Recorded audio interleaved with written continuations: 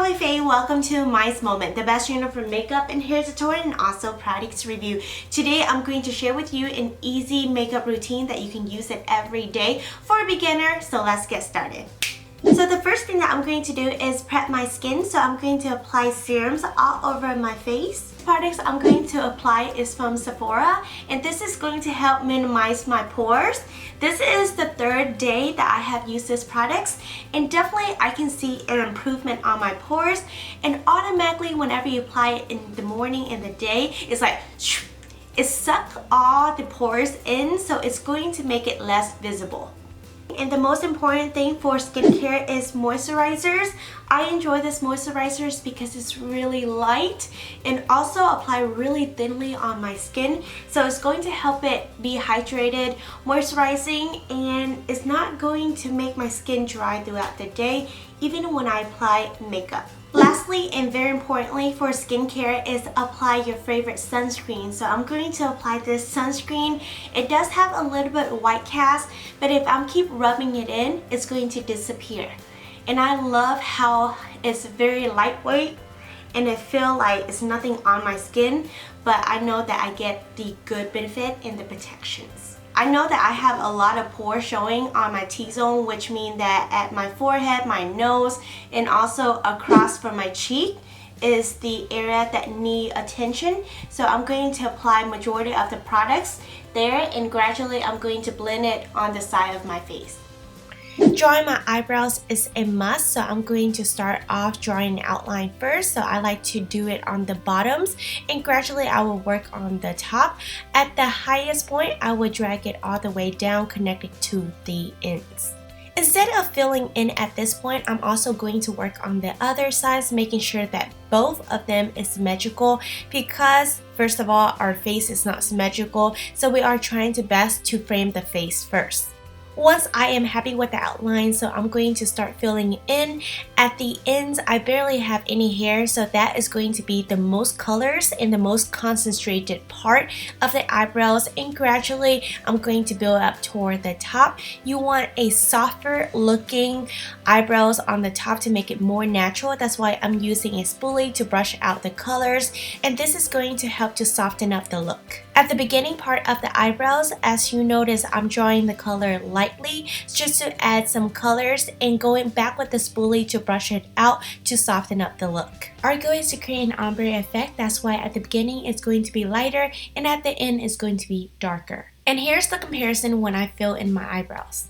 If there's any mistake or you want to refine your eyebrows, just go ahead and use a Q-tips and add a little bit water or a makeup remover. It will come right off, and as you can see, all the mistake will be transferred into this Q-tip. So the next step, I'm going to apply foundation. This is from Wet n Wild, and I believe it's only like $6 or $7, but if you're getting for a discount, it's way cheaper than that. And this is the photo focus. I really enjoy how it looked on my skin and how it finished.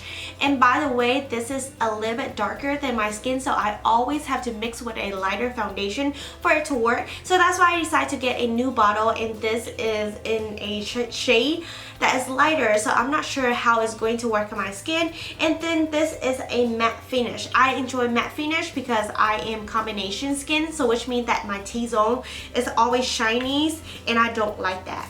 So I'm going to try this product today, and before I'm going to try it, they tell me to shake it well. If I know that I don't have a lot of time to apply makeup, I'm going to apply my foundation with a beauty sponge. And by the way, this is a damp beauty sponge, so which means that you're going to place this under a running water and then rinse it off. Bam, this is what you're going to need. And I like to put the foundation on the back of my hands, and I'm going to buff it out on my hands before I'm going to apply on my face. So it's better to build up the colors versus that you have so much colors and then it's hard to blend it all out. So this is a great method right here, and I like to stay closely to the area that I'm working at. So not like this if you just going around, but actually stay close in the area that you're working at and try to buff it out even as possible, and it's going to give you amazing coverage. So once again, I'm going to dip my beauty sponge on the foundation, buff it on the back of my hands before I'm going to apply it on my skin. And this is a great method for a flawless looking skin and not too much product packed in one place. And by the way, don't forget your neck. So going to apply foundation on there is very important because there's no disconnections, because your face could be so like pale and your neck is kind of darker. It don't look good. So this color here to match my skin tone is not that bad. It could be a little bit lighter, but not that much. But I'm not mad at this colors because later on whenever I go on bronzers, it's going to be perfect. So I'm not mad at this colors, but if I could able to select perfect colors, I'd rather go like a shade little tiny bit darker. But I really like how it finished on my skin tones. It looked really nice and natural. Let's talk about these products before you invest in yourself in one of this. So it's only a medium coverage. If you want a full coverage, this is not for you. I really enjoy how it finished because it's matte, so it's great for combination in oily skin. I don't want my face to be shiny after I apply foundation. It does not look good in pictures, and basic flash is out the window. So if you ever want to make this a full coverage because you know, on a budget or something, here is a trick. You can definitely apply a translucent powders. Don't have to be this brand, but definitely any kind of brand translucent powder. What you're going to do is take a scoop of foundations on the back of your hands and apply a little tiny bit of translucent powders, mix it all together and apply with it. It's going to give you a better coverage.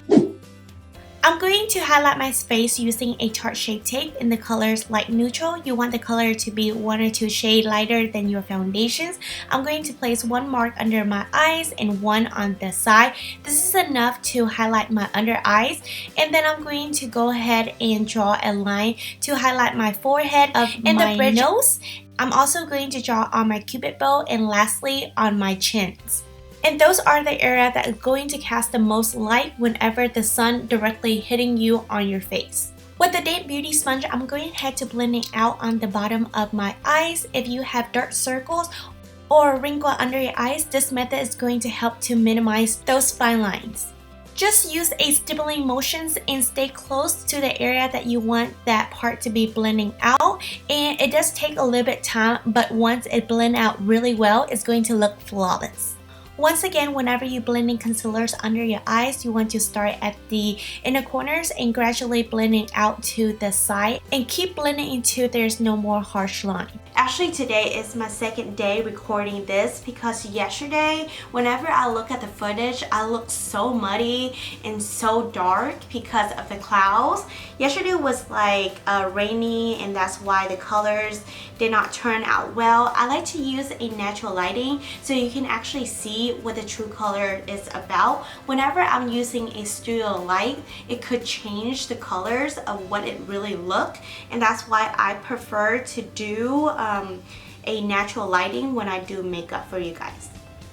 For the nose bridge, it's kind of tricky to blend it out, but you definitely want to create a perfect straight line downward to your nose and keep blending until everything is dissolved and it should look natural. Then use a translucent powders and we are going to set our face. I'm using a big fluffy powder brush so everything could apply evenly, and I'm just basically targeting at my face except for my eyes because later on we are going to add some eyeshadows.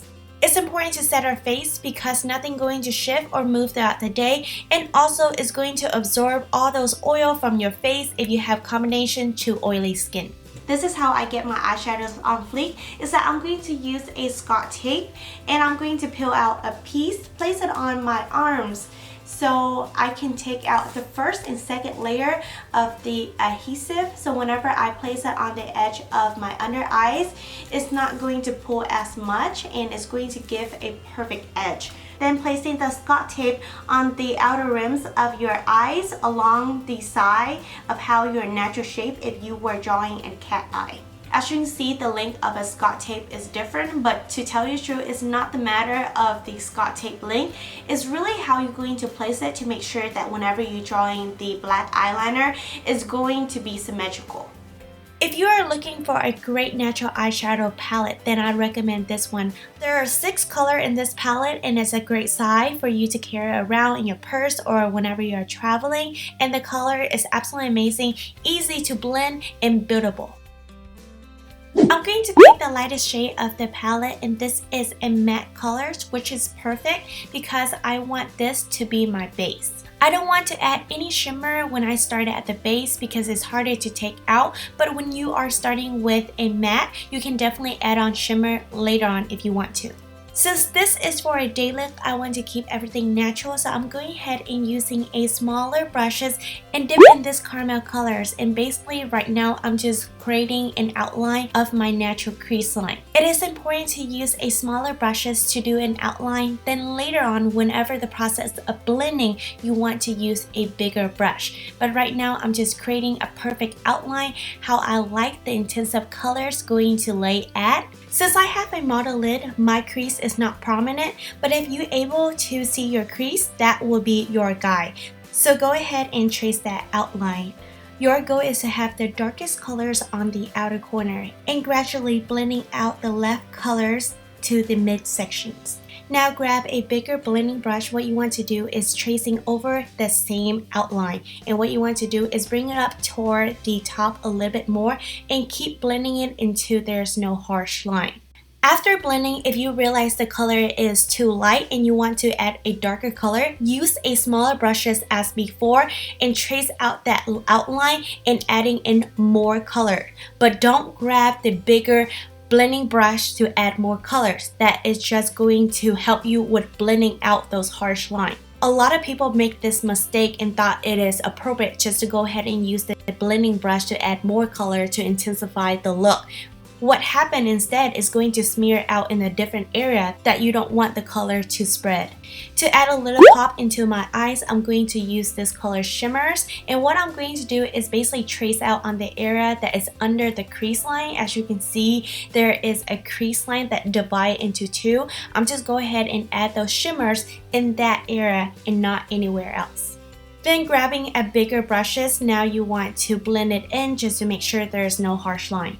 If you are not confident with eyeliners, do this instead. Use a angle brush and I'm going to dip in the darkest colors, starting from the outer corners and go along the edge of the tape. And I'm going to start from the midpoint and actually connect it toward the ends and gradually work toward the tear ducts. To make this look more edgy, I'm going to extend the eyeliners at the inner corners, and this is going to elongate your eyes and is going to make it very sharp and sexy. This is optional, but I love this effect is that I'm going to create an ombre effect with this eyeliner, which means I'm just going to trace it out along the edge of my eyelashes. It makes a whole world different whenever you're adding eyelashes. It looks so well. Then peel off the tape and bam, you have a perfect line. Going back to the light shade, I'm going to apply that under my eyebrows. This is going to give the illusion that you have a snatch eyebrows. Apply the thin layer on your false eyelashes, then look 45 degrees down. This is going to give you a perfect angle to where you're going to place the eyelashes closely to your real eyelashes as possible. Here's a tip how to apply eyelashes perfectly in place every single time. Is that after you apply eyelashes glue, wait for 15 seconds. Whenever you apply eyelashes, don't close your eyes. You have to keep your eyes open during that time of drying. Now press the eyelashes and the false eyelashes together and merge it in place, and nobody know you are wearing false eyelashes. And whenever you are applying mascara, just go ahead and apply toward the roots so your real eyelashes and false eyelashes can merge together. And for the bottoms, I barely have any hair. That's why I'm going to use this tube as protection so the mascara does not smear all over on my bottom lid. I'm just going to work on the other side off camera and I'll be right back. So whenever you apply blushes, don't try to apply all the way down here where you're going to smile and you see the apple of your cheekbones, but actually it's going to drop when you not smile. So apply a little bit on top of it and it's going to give you a really natural rosy look. As you can see, starting from this part, I'm going to use a tapping motions and up to my temple. So it's going to make a very like lifted effect. And I really like that. Now I'm going to blend it in to make sure that it's going to be nice and blend instead of having a spot where there's too much colors. And then I'm just blending it back and forth like this.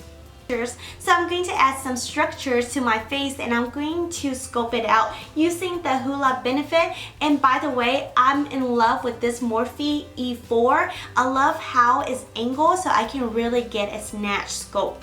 Okay, you see it's the angle brush, but I'm just going to create as a fan brush. That's why I'm going to press like this. And I'm going to start at this angle, and I'm going to draw an outline. Once you are happy with those outlines, now it's time to blending everything in. So using the brushes without pressing it together, just go ahead and blend it back and forth, and gradually it should look very natural and beautiful.